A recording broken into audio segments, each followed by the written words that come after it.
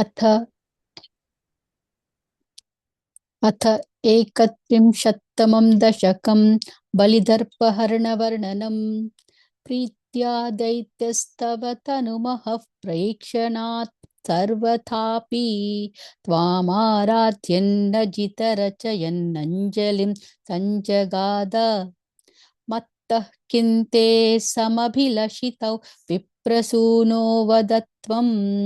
वित्तं भक्तं भवनमवनी वापि सर्वं प्रदास्ये तामक्षीणां बलिगिरमुपाकर्ण्य कारुण्यपूर्णो व्यत्सोत्सेकं शमयितुमना दैत्यवंशं प्रशंसन् भूमिं त्रयपरिमितां प्रार्थया मासि तत्त्वं सर्वं देहीति तु निगदिते कस्य हास्यन्न वा स्यात् विश्वेशं मां त्रिपदमिह कियाचसे बालिशस्त्वं सर्वां भूमिर्वृणु किममुने त्यालपत्वां सदृप्यन् यस्मादर्पात् त्रिपदपरिपूर्त्य क्षमः क्षेपवादान् बन्धं चासावगमददत दर्होऽपि गाढोपशान्त्यै पादत्रय्या यदि न मुदितो विष्टपैनार्पि नापि तुष्येत् इत्युक्तेऽस्मिन् वरद भवते दातु कामेथ तोयम् दैत्याचार्यस्तव खलु परिक्षीर्णार्थिनः प्रेरणात् मामादेयं हरिरयमिति व्यक्तमेवा बभाषे याचत्येवै यदि स भगवान् पूर्णकामोऽस्मि सोऽहं दास्याम्येव स्थिरमिति वदन् काव्यशप्तोऽपि दैत्यः विन्ध्यावल्या निजदयितया दत्तपाद्याय तुभ्यं चित्रं चित्रं सकलमपि सप्रार्पयत्तोय पूर्वम् निस्सन्देहं दितिकुलपतौ त्वय्यशेषार्पणं तत् व्यातन्वाने मुमुचुरुषयस्सामराः पुष्पवर्षं दिव्यं रूपं तव च तदिदं पश्यतां विश्वभाजाम् उच्चैरुच्चैरवृधदवधीकृत्य विश्वाण्डभाण्डम् त्वत्पादाग्रन्निजपदगतं पुण्डरीकोद्भवोऽसौ कुण्डितो यैरसि च दपुनाद्यज्जलौ विश्वलोकान् हर्षोत्कर्षात् सुबहुनृते खेचरैरुत्सवेऽस्मिन् भेरी निघ्नन् भुवनमचरज्जाम्बवान् भक्तिशाली तावद्दैत्यास्त्वनुमतिमृते भर्तृरारब्ध युद्धाः देवोपेतैर्भवदनुचरैः सङ्गता भङ्गमापन् कालात्मा यौ वसति पुरतो यद्वशात् प्राग्जिता स्मः किवो युद्धे रीतिबलिगिरा तेथ पातालमापुः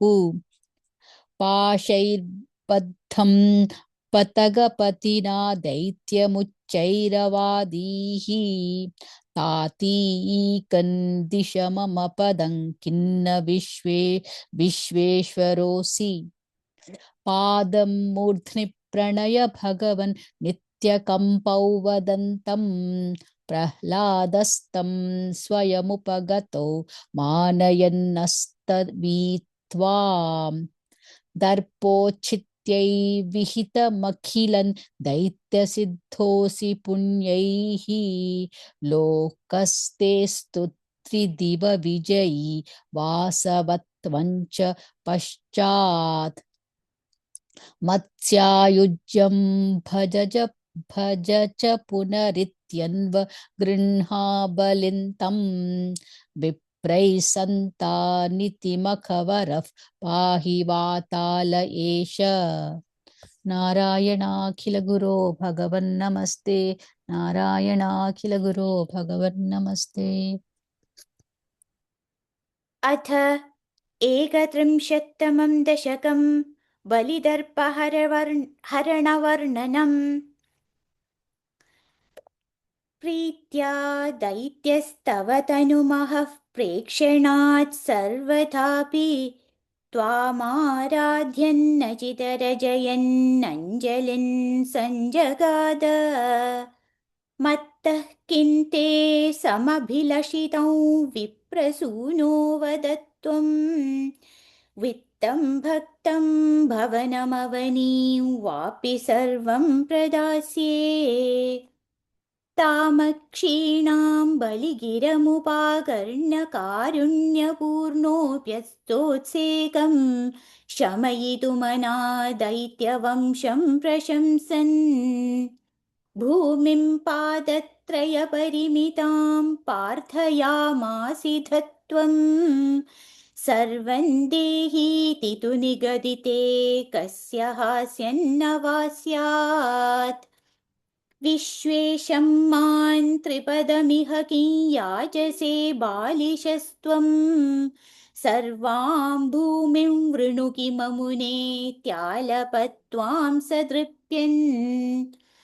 यस्माद्दर्पात् त्रिपदपरिपूर्त्यक्षमः क्षेपवादान्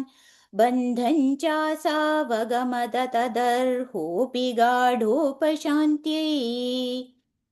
पादत्रय्या यदि न मुदितो विष्टपैर्नापि तुष्येत् इत्युक्तेऽस्मिन् वरद भवते दातु कामे धतोऽयम् दैत्याचार्यस्तव खलु परीक्षार्थिनः प्रेरणात्तम् मामादेयं हरिरयमिति व्यक्तमेवाबभाषे याचत्येवं यदि स भगवान् पूर्णकामोऽस्मि सोऽहम् दास्याम्येव स्थिरमिति वदन् काव्यशप्तोऽपि दैत्यः विन्ध्यावल्या निजदयितया दत्तपाद्याय तुभ्यम् चित्रं चित्रं सकलमपि स प्रापयत्तोयपूर्वम् निस्सन्देहं दितिकुलपतौ त्वय्यशेषार्पणं तत् व्यादत्वन्वाने मुमुचुर्षयः सामराः पुष्पवर्षम् दिव्यं रूपं तव च तदितं पश्यतां विश्वभाजाम् उच्चैरुच्चैरवृधदवधीकृत्य विश्वाण्डभाण्डम् त्वत्पादाग्रन्निजपदगतं पुण्डरीकोद्भवोऽसौ कुण्डीतो यैरसि च दपुनाद्यज्जलं विश्वलोकान् हर्षोत्कर्षात् सुबहुननृते घेचरैरुत्सवेऽस्मिन् भेरीन्निघ्नन् भुवनमचरज्जाम्बवान् भक्तिशाली तावद्दैत्यास्त्वनुमतिमृते भर्तुराराब्धयुद्धाः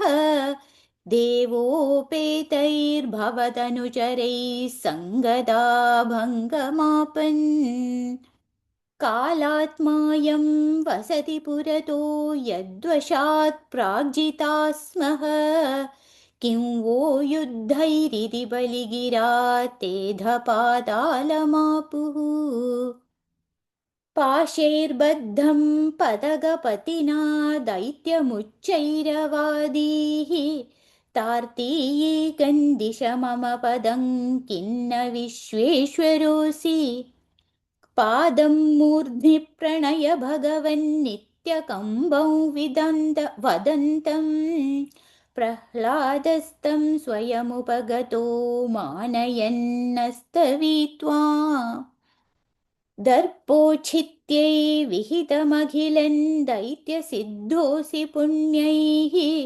लोकस्तेस्तु त्रिविध विजये वासवत्वं च पश्चात् मत्सायुज्यं भज च पुनरित्यन्वगृह्णाबलिं तं विप्रैः सन्दानितमघवरः पाहि वातालयेश। नारायणाखिलगुरो भगवन्नमस्ते, नारायणाखिलगुरो भगवन्नमस्ते। अथ एकत्रिंशत्तमं दशकं फलिदर्पहरणवर्णनं प्रीत्या दैदत्तव तनुमः प्रेक्षणात् सर्वतापि त्वामारात्यन् अजिदरसयन्नञ्जलिं सञ्जगाद मत्तः किं ते समभिलक्षितौ विप्रसूने वदत्वं विक्तं भक्तं भवनमवनिवापि सर्वं प्रतास्ये तामक्षीणां बलिगिरमुपाकर्ण्य कारुण्यपूर्णोऽप्यस्योत्सेकं समयितुमना दैत्यवंशं प्रशंसन् भूमिं पादत्राय परिमितां प्रार्थयामासि तत्त्वं सर्वं देहीति तु निगदिते कस्य आस्यन्न वा स्यात् विश्वेशं मां तिरिपदमिह कीयाससे पालिचस्त्वं सर्वां भूमिं वृणुकिमनु सर्वां भूमिं वृणुकिमनुनेत्यालपत्वां सतृप्यन् यस्मादर्पातिरिपदपरिपूर्त्य क्षमः पन्दं चासावगमद तदर्होऽपि काठोपशान्त्यै पादत्रह्या यदि न मुदितो विष्टपैर्नापि तुष्येत् युत्युक्तेऽस्मिन् वरद भवते तादु कामेदतोऽयम् दैत्याचार्यस्तव खलु परीक्षार्थिनः प्रेरणार्थम् मामातेयं हरिरयमिति व्यक्तमेवापभाषे याचत्ये वै यदि स भगवान् पूर्णकामोऽस्मि सोऽहं तास्यां एव स्थिरमिति वदन् काव्यशब्दोऽपि दैत्यः विन्ध्यावल्या निजतैधया तत्तपाताय तुभ्यं चित्रं चित्रं सकलमपि स प्रापयत्तोयपूर्वम् निस्सन्देहं तिदिकुलपतौ त्वय्यशेषार्पणं तत् व्यातन्वाने मुमुसुऋषयः सामरा पुष्पवर्षं दिव्यं रूपं तव च तदितं पश्यता विश्वभाजा उच्चैरुच्चैरवृतदवधीकृत्य विश्वाण्डपाण्डम्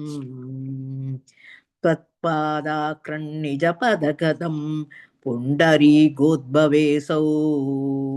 कुण्डीतो यैरचिषत पुनात् यज्ज्वलौ विश्वलोकान् हर्षोत्कर्षासु बहुननृते केचरैरुत्सवेऽस्मिन्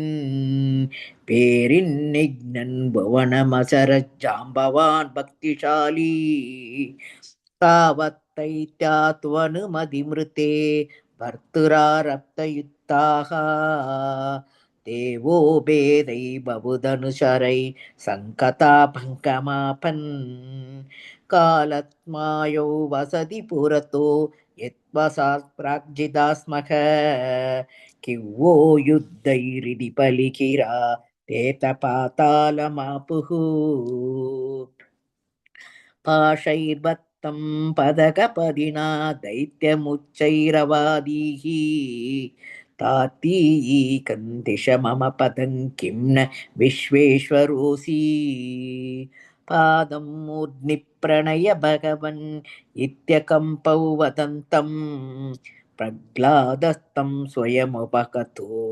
मानयन्नस्तवित्वाम् तत्पोचित्ते विगितमखिलं दैत्यसिद्धोऽसि पुण्यैः लोकस्ते त्रिदवविजयी वासवत्वं क्षपश्चात् मत्सायुज्यं भजस पुनरित्यन्वगृह्णा फलितं विप्रैः सन्धानिदमकवरपाकिवातालयेष नारायणाखिल गुरो भगवन्नमस्ते नारायणाखिल गुरो भगवन्नमस्ते अथ एकत्रिंशत्तमं दशकं बलिदर्भहरणवर्णनं प्रीत्या दैत्यस्तव तनुमः प्रेक्षणात् सर्वतापि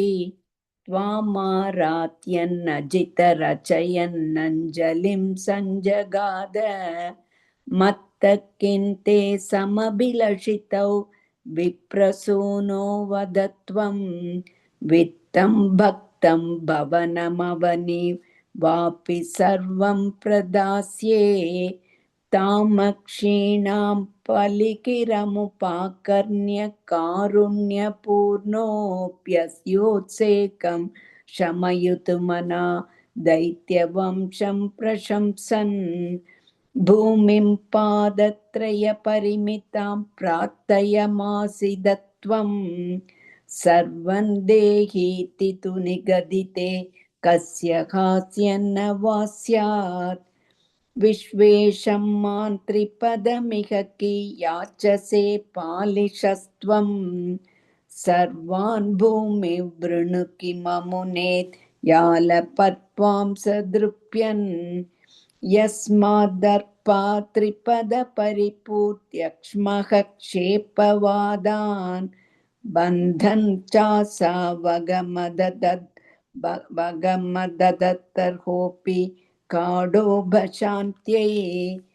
पादत्रय्या यदि न मुदितो विष्टपैर्नाभितुष्येत् इत्युक्तेऽस्मिन् वरद भवते दातु कामेऽथतोऽयं दैत्याचार्यस्तव खलु परीक्षार्थिनः प्रेरणात्तं मामादेयं हरिरयमिति व्यक्तमेवाबभाषे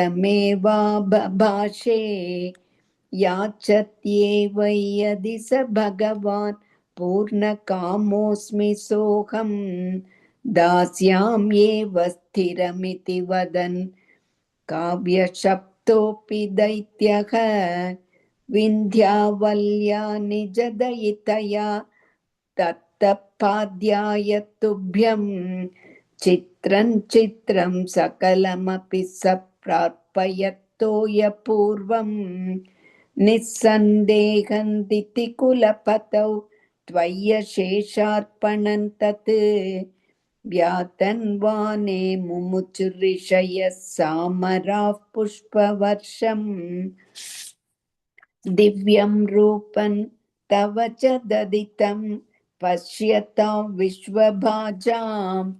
उच्चैरुच्चैरवृदवधीकृत्य विश्वाण्डभाण्डं त्वत्पादाक्रन्निजपदगतं पुण्डरीकोद्भवोऽसौ कुण्डितो यैरसि च तपुनात्यज्जलौ विश्वलोकान् हर्षोत्कर्षात् सुबहुननृते खेचरैरुत्सवेऽस्मिन् भेरे निघ्नन् भुवनमचरज्जाम्बवान् भक्तिशाली तावद्दैत्यास्त्वनुमतिमृते बर्धुरारब्धयुद्धाः देवो बेतैर्भवतनुचरैः सङ्गता भङ्गमापन् कालात्मा यौ वसति पुरतो यद्वशात् प्राग्जिता स्मः किवो युद्धैरिति पलिगिरा तेतपातालमापुः पाशैर्बद्धं पतकपतिना दैत्यमुच्चैरवादीः तार्तीयीकन्दिश मम पदं किन्न विश्वेश्वरोऽसि पादं मूर्ध्नि प्रणय भगवन्नित्यकम्बौ वदन्तं प्रह्लादस्तं स्वयमुपगतो मानयन्नस्तवीत्वां तत्पोचित्यै विहितमखिलं दैत्यसिद्धोऽसि पुण्यैः लोकस्तेस्तु त्रिदिव विजयी वासवत्वं च पश्चात् मत्सायुज्यं भज च पुनरित्यन्वगृह्णा बलिं तं विप्रैः सन्तानितमकवरः पाहि वातालयेश नारायणाखिलगुरो भगवन्नमस्ते नारायणाखिलगुरो भगवन्नमस्ते अथ एकत्रिंशत्तमं दशकं बलिदर्पहरणवर्णनम् प्रीत्या दैत्यस्तव तनुमः प्रेक्षणात् सर्वथापि त्वामाराध्यन्नजितरचयन्नञ्जलिं सञ्जगाद मत्तः किन्न ते समभिलषितं विप्रसूनो वदत्वं वित्तं भक्तं भवनमवनीं वापि सर्वं प्रदास्ये तामक्षीणां बलिगिरम् उपकर्ण्य कारुण्यपूर्णोऽप्यस्योत्सेकं शमयितुमना दैत्यवशं प्रशंसन् भूमिं पादत्रयपरमितां प्रार्थयामासिद्धत्वं सर्वं देहीति तु निगदिते कस्य हास्यन्न वा स्यात् विश्वेशं मां त्रिपदमिह किं याचसे बालिशस्त्वं सर्वां भूमिं वृण किममुनेत्यालपत्वां सदृप्यन् यस्माद्दर्पात् त्रिपदपरिपूर्त्य यक्ष्मः क्षेपवादान् बन्धं चासा वगमदतदर्होऽपि गाढोपशान्त्यै पादत्रय्या यदि न मुदितो विष्टपैर्नापि तुष्येत् इत्युक्तेऽस्मिन् वरद भवते दातुकामेऽर्थतोऽयं दैत्याचार्यस्तव खलु परीक्षार्थिनः प्रेरणात्तं मामादेयं हरिरयमितव्यक्तमेवाभाषे याचस्त्ये वै यदि स भगवान् पूर्णकामोऽस्मि सोऽहं दास्याम्येव स्थिरमिति वदन् काव्यशप्तोऽपि दैत्यः विन्ध्यावल्या निजदयितया दत्तपाद्याय तुभ्यं चित्रं चित्रं सकलमपि सप्रार्पयत्तोयपूर्वं निस्सन्देहं दितिकुलपतौ तव त्वय्यशेषा अर्पणं तत् व्यातन्वाने मुमुचुरुषयः सामराः पुष्पवर्षं दिव्यं रूपं तव च तदिदं पश्यतां विश्वभाजाम् उच्चैरुच्चैरुवृधदवधीकृत्य विश्वाण्डभाण्डम् त्वत्पादाङ्घ्रन्निजपदगतं पुण्डरीकोद्भवोऽसौ कुण्डितोयरसि च कुण्डितोयैरसिच्छद् अपुनाद्यजलं विश्वलोकान् हर्षोत्कर्षात् सुबहुनृते खेचरैरुत्सवेऽस्मिन् भैरीनिघ्नन् भुवनमचर्जाम्बवान् भक्तिशाली तावद्दैत्यास्तव मनुमतिमृते भर्तुरारब्धयुद्धाः देवोपेतैर्भवदनुचरैः सङ्गता भङ्गमापन् कालात्मायं वसति पुरतो यद्वशात् प्राग्जिता स्मः किं वो युद्धैरिति बलिगिरा तेऽथ पातालमापुः पाशैर्बद्धं पतगपतिना दैत्यमुच्चैरवादीः तार्तीयीकं दिश मम पदं किन्न विश्वेश्वरो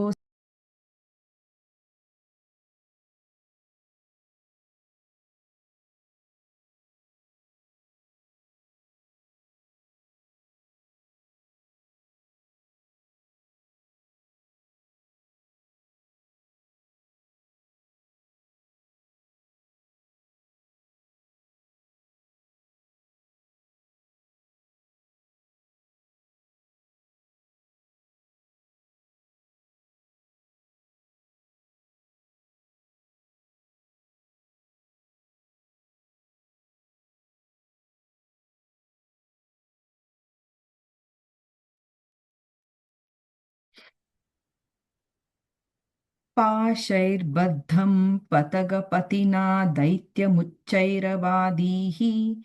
तार्तीयिकं दिश मम पदं किन्न विश्वेश्वरोऽसि पादं मूर्ध्नि प्रणय भगवन्नित्यकम्पं वदन्तं प्रह्लादस्तं स्वयमुपगतो मानयन्नस्त्ववित्वां दर्पोच्छित्यै विहितमखिलं दैत्यसिद्धोऽसि पुण्यैः लोकस्तेस्तु त्रिदिव विजयी वासवत्वं च पश्चात् मत्सायुज्यं भज च पुनरित्यन्वगृह्णां बलिं तं विप्रैः सन्तानितमखवरः पाहि वातालयेश नारायणाखिलगुरो भगवन् नमस्ते नारायणाखिलगुरो भगवन् नमस्ते